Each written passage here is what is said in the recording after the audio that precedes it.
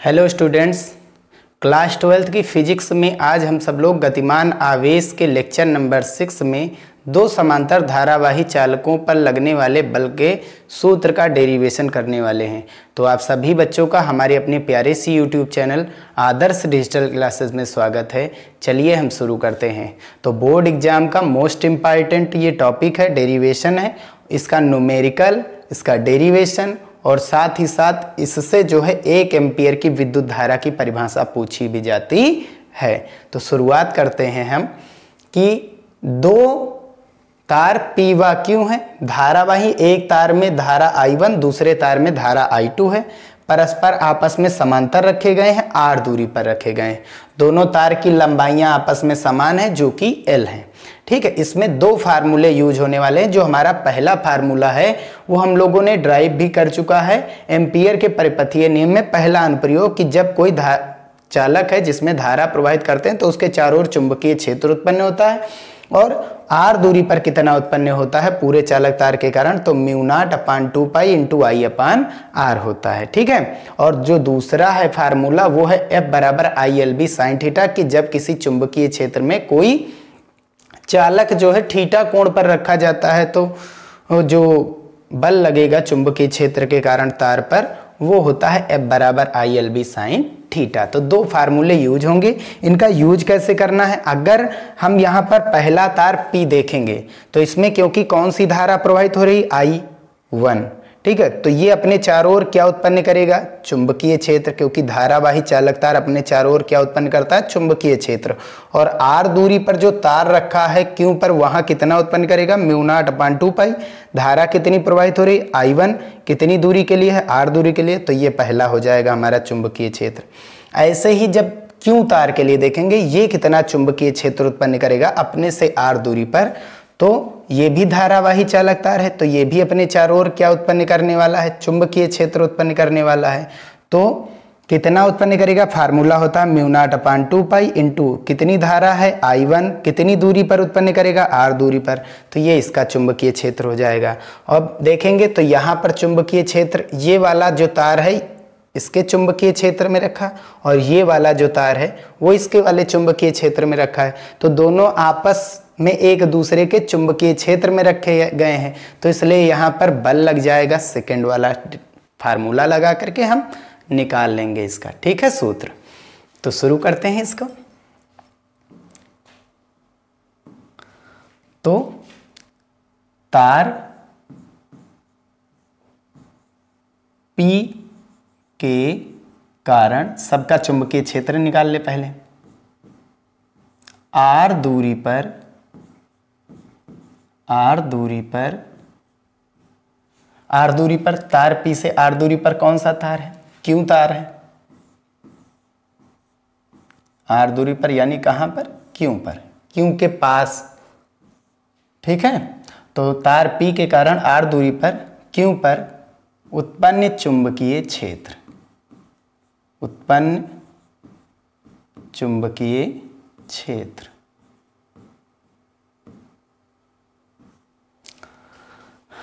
तो कितना उत्पन्न होगा चुंबकीय क्षेत्र। पहला तार है तो नाम दे देंगे B1। ठीक है, ये कौन सा तार है, पहला वाला है, और ये कौन सा तार है, दूसरा वाला है ना।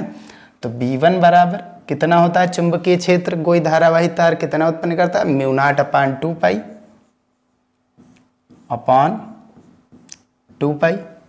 इंटू धारा कितनी, कौन से तार की बात कर रहे हैं, P वाला। P वाले में धारा कितनी है, I1 है, कितनी दूरी पर उत्पन्न करना हमको, R दूरी पर। ठीक है, तो ये हो गया। अब इसकी दिशा क्या होगी, ये भी हम बगल लिख देंगे। तो धारा की दिशा में अंगूठा रखेंगे, हाथों की उंगलियों को उस ओर खोलना जिधर चुंबकीय क्षेत्र हमको निकालना है, यानी Q पर। हथेली किधर जा रही, अंदर, या फिर राइट हैंड पाम रूल यानी थंब रूल हम यूज करेंगे। तो धारा की दिशा में अंगूठा रखेंगे, उंगली घुमाएंगे तो Q की ओर उंगली किधर जा रही, अंदर, और इस ओर कहाँ आ रही, बाहर। तो चुंबकीय क्षेत्र ऐसे उत्पन्न होता है, तो इस ओर कहाँ गया चुंबकीय क्षेत्र, तो यहाँ पर जो चुंबकीय क्षेत्र उत्पन्न हो रहा है उसका नाम क्या है, B1। उसकी दिशा किधर है, भीतर की ओर। किस ओर है, भीतर की ओर। तो यहाँ पर हम लिख देंगे कागज तल के लंबवत भीतर।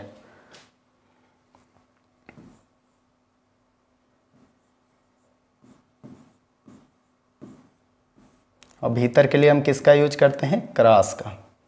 ठीक है, जब कोई दूर जाता है। अब अगला वाला जो तार है, यहां पर बल निकाल लें।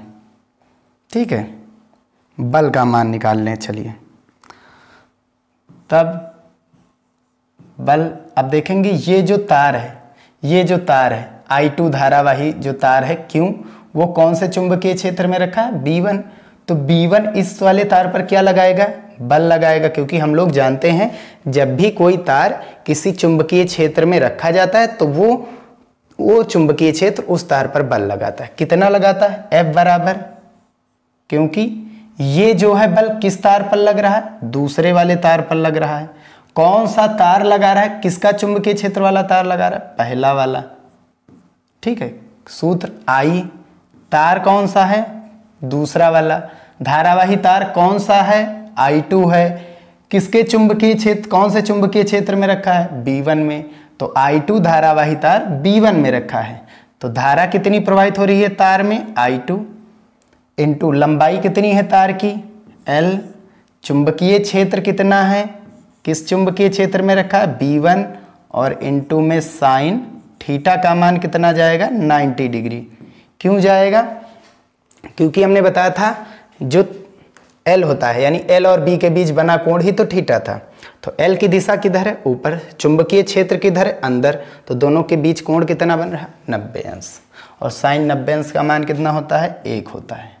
तो हम यहाँ से कह सकते हैं जो F21 यानी दूसरे वाले तार पर जो बल लग रहा है पहले वाले के कारण, वो लग रहा है I2 L B1। ठीक है, अभी इसकी दिशा हम आगे निकालेंगे कि L से B जाने पर, L से B जाएंगे, अंगूठा कहाँ गया, अंदर। चलिए देख लेते हैं, L किधर लेनी है, L किधर लेना है, जिस ओर धारा है, धारा किधर है, ऊपर। चुंबकीय क्षेत्र की दिशा किधर है, अंदर। तो L से B जाना है, L किधर है, ऊपर है, B किधर है, अंदर। तो L से B जाएंगे, अंगूठा किधर गया, बाईं ओर। तो जो चुंबकीय क्षेत्र उत्पन्न हो रहा है, कौन सा, चुंबकीय क्षेत्र B1 जो है, किस ओर बल लगाएगा, इस पर, अंदर की ओर। ठीक है, ये इसका दिशा हो गया। अब हम निकालेंगे, ये हमारा पहला हो गया। अब हम जो चीज P तार के कारण Q पर कर रहे हैं, वही चीज हम Q तार के कारण P पर करेंगे, क्योंकि Q तार क्या है, एक धारावाही तार है। ये भी अपने चारों ओर क्या उत्पन्न करेगा, चुंबकीय क्षेत्र। तो इसका भी चुंबकीय क्षेत्र R दूरी पर निकाल लेंगे। अब तार Q के कारण, तार Q के कारण कहाँ पर, P पर, R दूरी पर, ऊपर जैसा लिखा वैसे, R दूरी पर। और कहाँ पर, P पर। R दूरी पर देखो कौन सा बिंदु मिल रहा है। ठीक है, Q से R दूरी पर क्या है, P तार है। उत्पन्न चुंबकीय क्षेत्र, उत्पन्न चुंबकीय क्षेत्र। ठीक है, तो ये कौन सा तार है, दूसरा वाला तार है। चुंबकीय क्षेत्र किसका होगा, दूसरे वाले का होगा। तो दूसरे तार का चुंबकीय क्षेत्र निकाल रहे हैं B2। ठीक है, बराबर कितना उत्पन्न होता है, μ0/2 पाई। कौन सा तार चुंबकीय क्षेत्र उत्पन्न कर रहा है, Q वाला। कितनी धारा उसमें प्रवाहित हो रही, भाई Q तार के चारों ओर कितना चुंबकीय क्षेत्र उत्पन्न हो रहा है, तो Q में कितनी धारा है, I2। कितनी दूरी पर निकाल रहे हैं, R दूरी पर। तो I2 अपान दूरी कितनी है, R। इसकी दिशा, तो B2 का मान, B2 R दूरी पर कितना उत्पन्न हो रहा है, μ0/2 पाई I2/R। तो कहाँ पर, R दूरी पर कौन सा चुंबकीय क्षेत्र उत्पन्न हो रहा है, B1। इसकी दिशा किधर है, तो धारा की दिशा में अंगूठा रखेंगे, उंगली को घुमाएंगे तो इस ओर उंगली अंदर, लेकिन जब P की ओर आए उंगली तो बाहर। तो इसकी दिशा किधर हो जाएगी, कागज तल के लंबवत बाहर की ओर, इस बोर्ड के लंबवत बाहर की ओर। तो इसकी दिशा किधर है, बाहर। B2 की दिशा किधर है, बाहर। और कोई चीज बाहर आता है, सामने आता है, तो क्या लगाते हैं, डॉट लगाते हैं। ठीक है, अब हम क्या करेंगे, बल निकालेंगे। क्योंकि हमको पता चल गया कि जो पहला तार P है एक धारावाही तार है और ये B1 वाले चुंबकीय क्षेत्र में रखा है, तो B1 वाला चुंबकीय क्षेत्र इस तार पर क्या लगाएगा, बल, ये वाला सूत्र। तब अब कौन से तार पर बल लग रहा है, पहले वाले तार पर बल लग रहा है। कौन लगा रहा है, दूसरा वाला तार लगा रहा है, बराबर। तो किस तार पर बल लग रहा है, P वाले, पहले वाले। उसमें धारा कितनी है, I1, लंबाई उसकी कितनी है, L, लंबाई कितनी है, L है। चुंबकीय क्षेत्र कितना रखा है वहां पर, B1। साइन थीटा का मान कितना होगा, यहाँ पर भी 90 डिग्री। देखिए L और B के बीच कोण, L की दिशा किधर है, ऊपर जिस ओर धारा है, B किधर है, सामने। तो ये देखिए B है सामने, L किधर है, ऊपर, तो एंगल कितना बनेगा, 90 डिग्री। हल करने पर ये मान कितना आएगा, F। कौन से तार पर चुंबकीय क्षेत्र बल लग रहा है, पहले वाले। कौन सा तार लगा रहा है, दूसरे वाले का चुंबकीय क्षेत्र, ये B2 है बेटा। कौन सा है, B2, ठीक है, B2 है। कितना है, I1, लंबाई L, चुंबकीय क्षेत्र B2। अगर हम चुंबकीय क्षेत्र के मान रखेंगे यहाँ पर, अगर हम चुंबकीय क्षेत्र के मान रख देंगे यहाँ पर, चलिए पूरा लिख दें, तो ये मान कितना आएगा,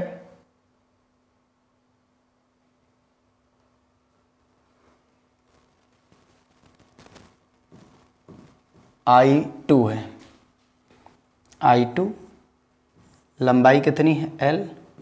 B1 का मान हमने कितना निकाला है, μ0/2π, और इंटू धारा कितनी है, I1 दूरी कितनी है, R। ठीक है, अगर हम इसे टोटल ओवरऑल लिखेंगे तो ये कितना बनेगा, देखिए μ0/2π, धारा कितनी है, I1, इधर धारा कितनी है, I2, लंबाई L और बटे में R। तो इसको हम इकट्ठा लिख दे रहे हैं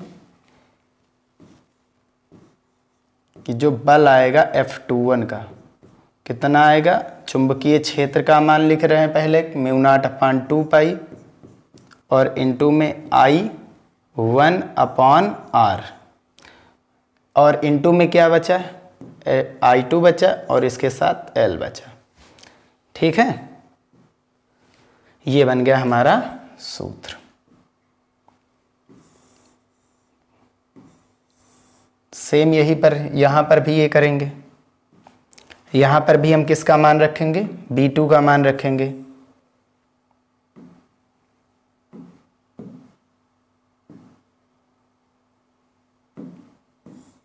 अगर हम निकालेंगे F12 = धारा कितनी है, I1, लंबाई L, B2 का मान कितना आया है, गुणा में μ0/2π, और इंटू धारा कितनी है, I2 त्रिज्या कितनी है, दूरी कितनी, R।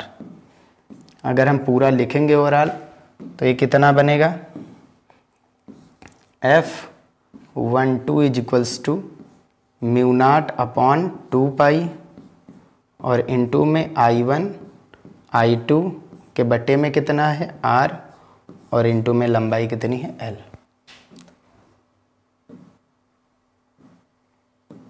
ये बन गया इसका फार्मूला।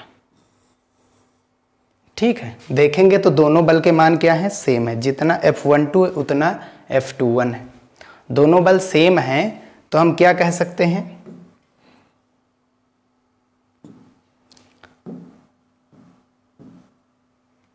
क्योंकि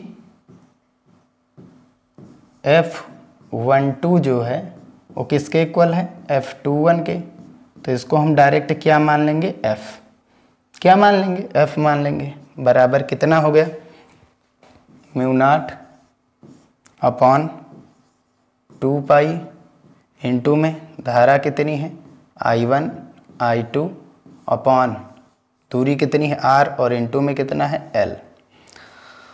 हम यहाँ से अगर L को F के बटे में लाएंगे तो F/L = कितना हो जाएगा, म्यू नॉट अपॉन 2 पाई और इंटू I1 I2 अपॉन दूरी कितनी है नीचे r, और यही क्या होता है इसका फार्मूला। ये क्या है इसका फार्मूला बन गया। ठीक है, ये है एकांक लंबाई पर लगने वाला बल, और ये जो हमारा आया है ये नेट लंबाई पर, यानी पूरी L लंबाई पर पूरे तार पर कितना चुंबकीय क्षेत्र उत्पन्न होगा, mu naught upon 2 pi into I1 I2 upon R और इंटू में L। ये पूरी लंबाई के कारण उत्पन्न चुंबकीय क्षेत्र। पूरी L लंबाई पर कितना चुंबकीय क्षेत्र उत्पन्न हो रहा है, ये उसका सूत्र है। ये एकांक लंबाई पर है। कहाँ का है, एकांक लंबाई।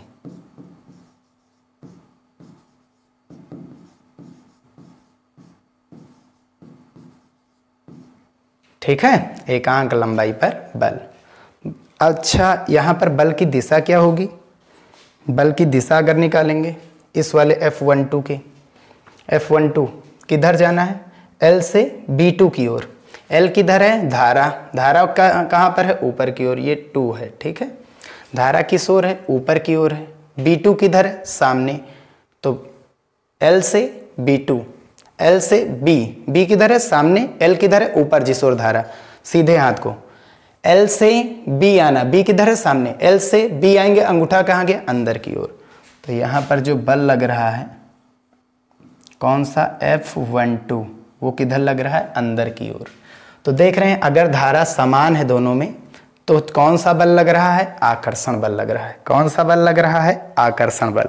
समझ में आ रही बात। अगर धारा अलग अलग होती, अगर दोनों तार में धाराएं अलग अलग होती तब क्या होता, अगर तार में धारा समान है कौन सा बल लगा, अभी लगाए थे, आकर्षण बल लगा। अगर तार में धारा अलग अलग है, एक में ऊपर की ओर है और एक में नीचे की ओर है, तब चुंबकीय क्षेत्र की दिशा किधर आने वाली है, ये धारा है I1 की और ये धारा है I2 की। ये L है पूरी लंबाई, ये भी क्या है, पूरी लंबाई L है। ठीक है, तो धारा की दिशा में अंगूठा, उंगली को घुमाएंगे तो इस ओर उंगली अंदर, इस ओर उंगली बाहर। तो इधर जो चुंबकीय क्षेत्र उत्पन्न हो रहा है कौन सी धारा का, I1 धारा का, यानी कि B1, I1 धारा का यानी कि B1। कौन सा चुंबकीय क्षेत्र है, I1 धारा का B1 चुंबकीय क्षेत्र है। उसकी दिशा किधर है, अंदर की ओर। ठीक है, अगर I2 धारा का निकालेंगे तो धारा की दिशा में अंगूठा, उंगली घुमाएंगे तो इस ओर उंगली अंदर, इस ओर उंगली बाहर। तो I2 का जो चुंबकीय क्षेत्र B2 यहाँ पर उत्पन्न होगा, यानी चारों तरफ जो उत्पन्न होगा उसकी दिशा भी किधर है, अंदर की ओर। किस ओर है, अंदर की ओर। अंदर जा रही उंगली, इसमें भी उंगली, इसके लिए अंदर भी जा रही। ठीक, अब हम बल की निकालेंगे। बल की दिशा कैसे निकलती है, हमने बताया था vector L cross vector B, यही तो होता है I, और इधर कौन सा है, वेक्टर F। तो L से किधर जाना है हमको, B की ओर। L किधर है, जिस ओर धारा है। L किधर रहती है, जिस ओर क्या रहती है, करंट यानी I। तो L जैसे इसका निकालेंगे बल, इसका बल कितना लग रहा है, या इस पर बल कितना लग रहा है पहले वाले के कारण। ठीक है, तो लंबाई L की दिशा I1, I1 किधर है, ऊपर की ओर। किधर आना है हमको, B की ओर। L से B, L से B किधर है, अंदर। L से B, L से B, अंगूठा कहाँ गया, बाहर की ओर। तो अंगूठा कहाँ जा रहा है, बाहर की ओर जा रहा है, बाहर की ओर जा रहा है। ठीक है, इसमें देखेंगे तो हमको किधर जाना है, L से B। L मतलब धारा, धारा किस ओर बह रही है, इसमें नीचे की ओर। धारा कहाँ बह रही है, नीचे की ओर, धारा है नीचे की ओर। B किधर है, अंदर की ओर। तो L से B किधर है, अंदर। L से B गए, अंगूठा कहाँ गया, बाहर की ओर। तो हम यहाँ पर देख सकते हैं कि जो अलग अलग धाराओं की दिशा है तो प्रतिकर्षण बल, समान दिशा है तो आकर्षण बल। ठीक है, तो चलिए हम देख लेते हैं इन चीज़ों को भी।